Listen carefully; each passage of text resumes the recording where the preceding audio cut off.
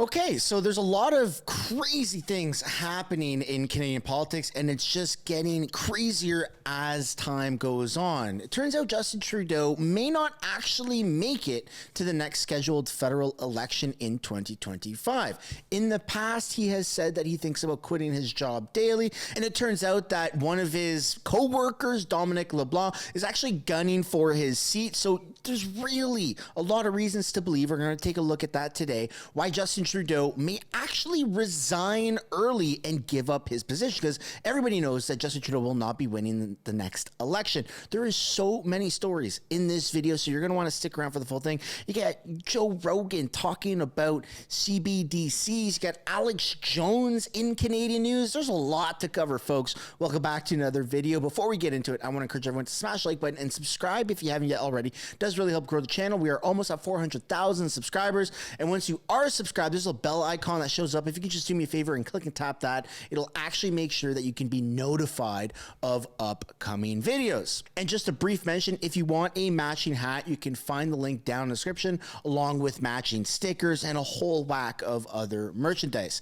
Now let's get into this video. So you got the polls, the projected polls. You have Conservatives sitting at 206 projected seats. They need 170 for a majority. They have a current bottom line projection of 180, top end of 227. Everything is still looking healthy and still looking very good. 99% likely of winning the most seats and 99% likely of winning a majority government. Everything there is looking exactly how it should. This guy, however, is not looking how he should. So this guy, for those who don't know, he ran the GC Strategies company. And that's the company that built the Arrive scam app back during the coup.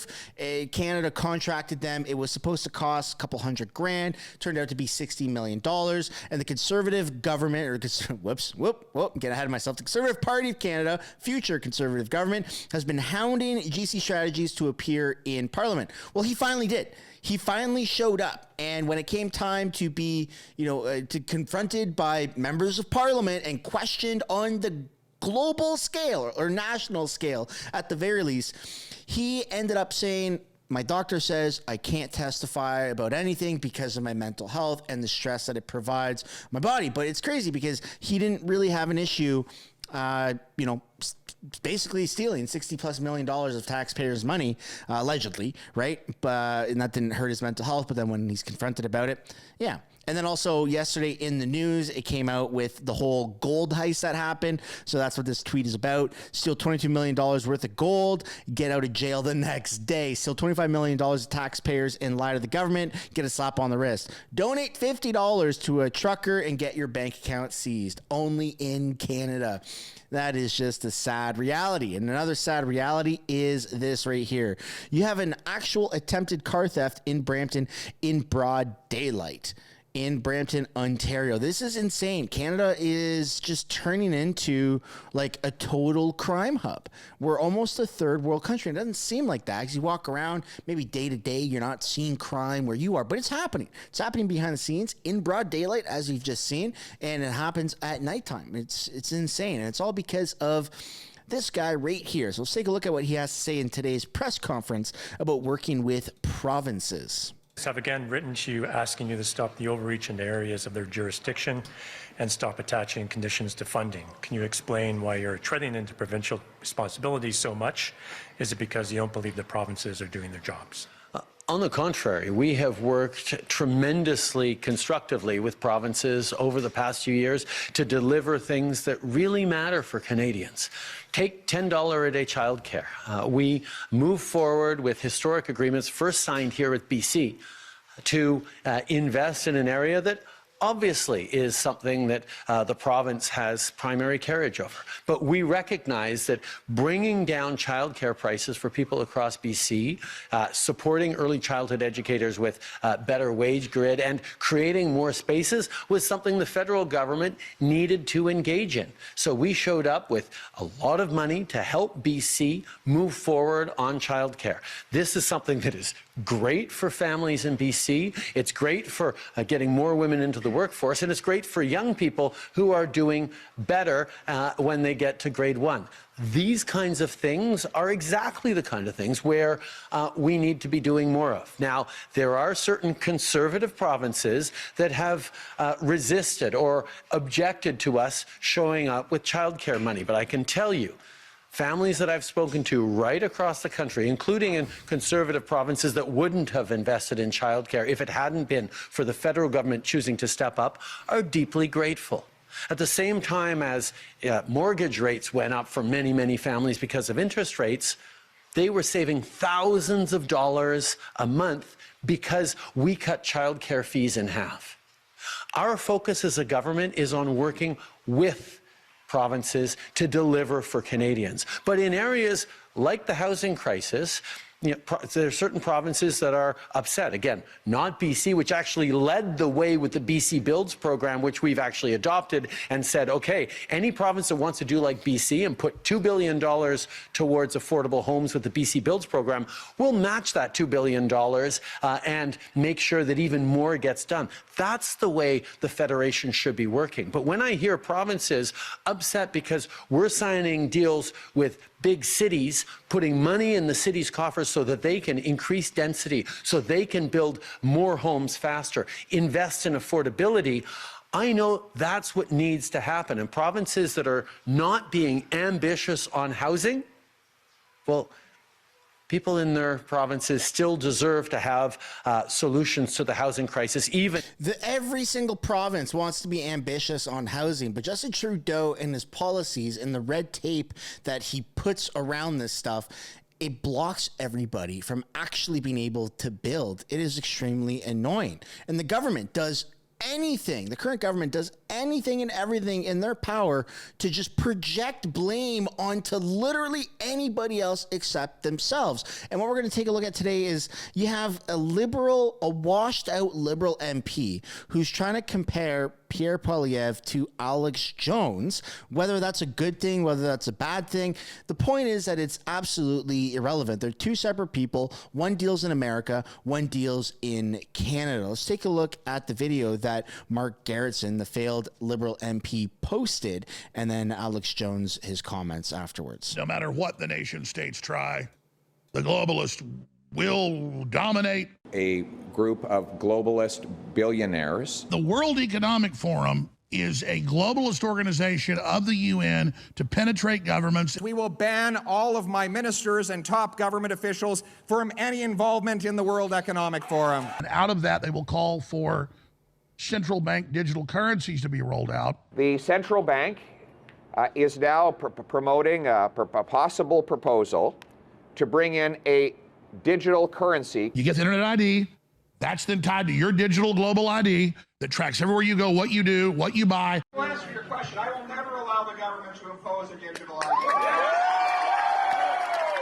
I don't see how this is a bad thing. It's very awesome that Pierre Poilievre has come out and been so against the World Economic Forum and digital IDs. And it really seems to be true that Pierre Poilievre believes that less government is better. And you know what kind of person it takes to acknowledge that? Somebody that actually believes in the growth of their own country. When you are relying on that globalist mentality, you will never allow fully your own country and the people within the country to prosper.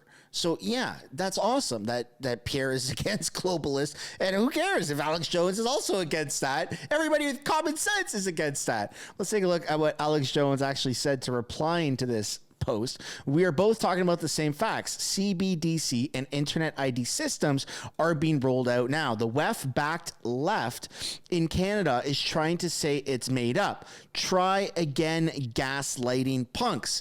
They've literally come out and they've said these things, and then they deny anything actually being said. And this was actually just discussed on Joe Rogan's latest podcast, where he had Tucker Carlson, where he says Joe Rogan is now wide awake on the severe threat to our freedom posed by CBDC and the social credit system that it facilitates. Here we go. I'm hoping people wake up enough to at least slow it down, because these people are pushing in a very obvious and very specific direction. They want digital currency, centralized digital currency that they control, and they want to get everybody on a social credit score system. They'll probably connect it to some sort of a vaccine app, or if you want to travel around, all they would need is another pandemic to try to push that shit through. And they're already talking about that. It's very spooky. The whole thing is so scary because it was effective. It was effective and very, very financially effective. I mean, they made a lot of fucking money. Yeah. And if they could do something similar again and then clamp down more on people, that's what scares me. This talk of centralized digital currency, that's what they have in China.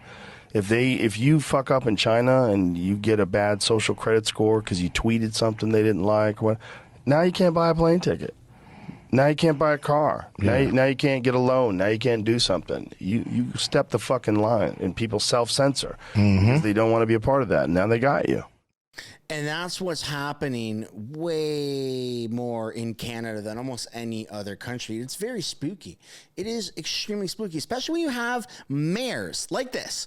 The Calgary Liberal mayor claims that people are rejecting home ownership because renting offers more freedom. You can't make this up. This is something that actually happened. So we're starting to see a segment of the population reject this idea of owning a home, and they're moving towards rental because it gives them more freedom. They can travel to different places. They can try out different communities. Their job may take them from place to place. And so people have become much more liberated around what housing looks like and what the tenure of housing looks like. But as municipalities, we haven't kept pace with that change. We're still stuck in the 40s, 50s, and 60s. So we're starting to see a segment of... I don't believe that. I think that there are very, very few, an infrequent amount of people that actually can live by renting is better than home ownership because their job, that's what that accommodates, or where they live. It just doesn't make that much sense financially, but it's very, very few.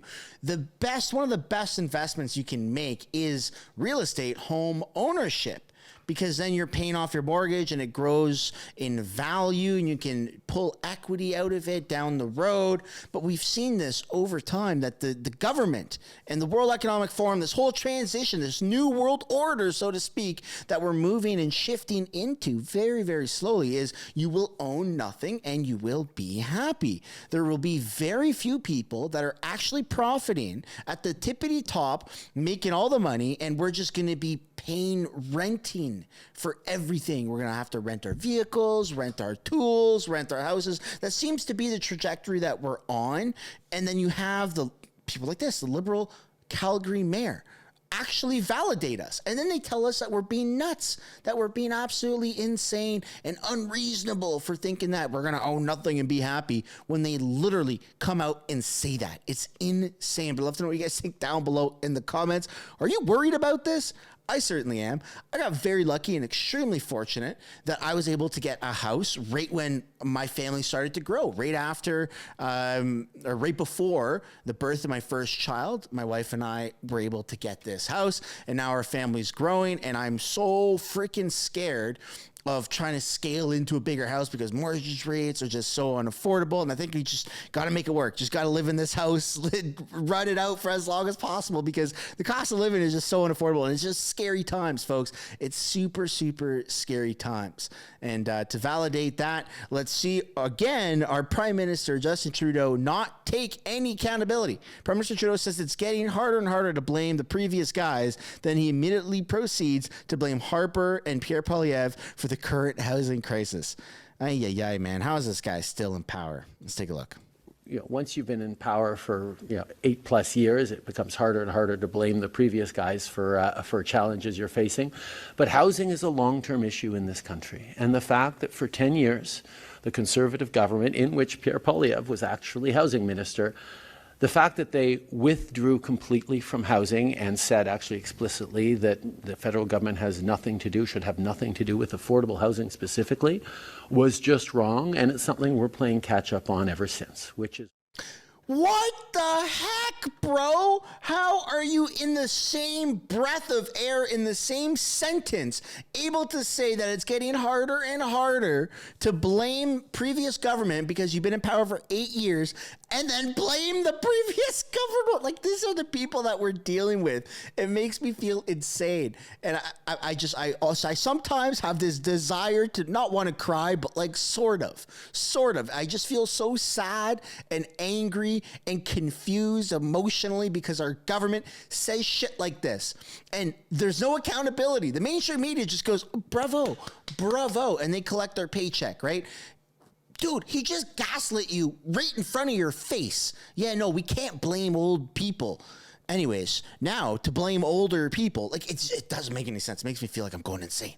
Please let me know down in the comments if you also feel the same way. And when you talk about this with people that aren't into politics or don't follow the news, everybody and their grandmother is aware of the cost of living and politics. Everyone knows who Trudeau is and Pierre Poilievre here within Canadian borders. But not everybody is like super versed. Not everybody watches videos about it daily or even weekly or monthly. But everyone is now in the political sphere to some degree, whether you're in the immediate ring or an outer ring of how much information you consume, because you can't avoid it. Cost of living is everywhere. Everything seems to be politicized. Even gender is politicized. It doesn't make any freaking sense anymore.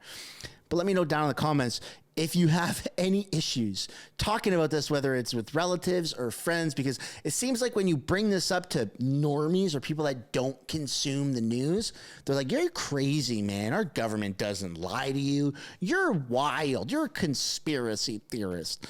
Makes me feel absolutely crazy sometimes. But then I see the comments and I see, I get the confirmation bias that I need that, no, I'm not crazy and the government is just full of crap. Which leads me into the next one here. Trudeau, this is from a little while ago. Trudeau says that he's thinking about quitting his super tough job daily, which is wild because it seems like he has some Liberal MPs that are gunning for his job, and that might actually force Trudeau into an early resignation. Let's take a look at the video. We had this story circulating this week, Evan, that one of his longtime confidants, Dominic LeBlanc, may be interested in this job. Now, here's what he said. We'll take a listen, and I'll come back to you for your reaction. Do you plan to run for Liberal leader? No, I plan to be a candidate in the next election under Prime Minister Trudeau's leadership. I'm very happy. I'm excited about that. I'm focused on the responsibilities he gave me. It's a big job. I'm enjoying it, and I'm optimistic that our team and the Prime Minister will make the case to Canadians as to why we should be re-elected. Have you been having discussions, though, about a potential run in the near future? I've answered that. Do you think the Prime Minister should resign? So you are not organizing, sir, correct? Dominic LeBlanc, when he was asked a question of whether or not he will be fighting for the leadership there. Evan, what's your take about this latest news that's coming in? It's like a scene from Casablanca. I'm shocked that there's gambling going on in a gambling casino, right? Like, let's be clear here. Justin Trudeau is on the 8th, going into the 9th year. As you saw from the Nanos poll, there's a lot of pessimism. His poll numbers are down, and he has had a lot of pressure, whether he's going to run again or not. The budget that was just passed has not yet reframed things in such a way, and he's still in the process of selling it, so we'll see. But it didn't have an instant reframing and rebooting of the polls. It's not like he got a budget bounce. And so, yes, is it shocking that there are senior Liberals like Dom LeBlanc, who, yes, is one of Justin Trudeau's closest confidants, close friend, loyal minister, always out front, carrying the sword for the Liberals in their stickiest situations. Might people want Dom LeBlanc to potentially get ready for a potential run? Sure. Dom did not do a lot. And this, remember, Dom LeBlanc can talk the stripe off a skunk. So this guy does not rely on talking points. I've known Dom for I don't know how long. And this guy, when I'd grill him, when Vashi's grilling him, this guy loves to battle out of a corner action. He doesn't need talking points. Did you see him in that when Jordan Gowling, our CTV great producer? So it's very interesting that for the first time in almost 8 years, you get the mainstream media that has pretty much turned on Justin Trudeau. And people are realizing now, that it's a sinking ship and somebody is going to be replacing him. Maybe not even all the way to the next election, especially with the flip-floppiness of what Jagmeet brings to the table. So take a look at another mainstream media video here from CTV, where again, they're saying, is Dominic going to replace Trudeau? Minister Dominic LeBlanc is responding to a column in the Globe and Mail that reported he's considering a run to replace Justin Trudeau as leader of the Liberal Party. It was a surprising report because LeBlanc is known as one of the Prime Minister's closest friends and allies, but it was also detailed in laying out that a meeting took place, a decision was taken at that meeting to start the groundwork for a bid to replace the Prime Minister. Today on Parliament Hill, CTV's Jordan Gowling asked the minister if the report was true. Do you plan to run for Liberal leader? No, I plan to be a candidate in the next election under Prime Minister Trudeau's leadership. I'm very happy. I'm excited about that. I'm focused on the responsibilities he gave me. It's a big job. I'm enjoying it, and I'm optimistic that our team and the Prime Minister will make the case to Canadians as to why we should be re-elected. Have you been having discussions, though, about a potential run in the near future? I've answered that. Do you think the Prime Minister should... It's going to happen, folks. You're going to see Trudeau hang in the towel at some point. His name has been dragged through the mud. There is no repairing it. It's beyond the point of repair, and it's just a matter of time. And I don't know if going the entire distance to the next scheduled federal election, the end of 2025, is the best move for the Liberals. It gives too much of a runway for the Conservatives to farm more voters and to just basically raise more awareness of how crap, how corrupt, how incompetent the Liberal and the NDP parties really are. And I hate to actually give publicly some advice to the Liberals, and the best thing you could ever do is call an election yesterday and try to hold on to anything that you have, because as time goes on, the Conservatives are building more momentum. It doesn't seem like they have such a strong foundation. It does not seem like that will topple over anytime soon, unless there is a crazy controversy that we can't even think of that just drives voter confidence down the shitter with the Conservatives. But I don't see that happening.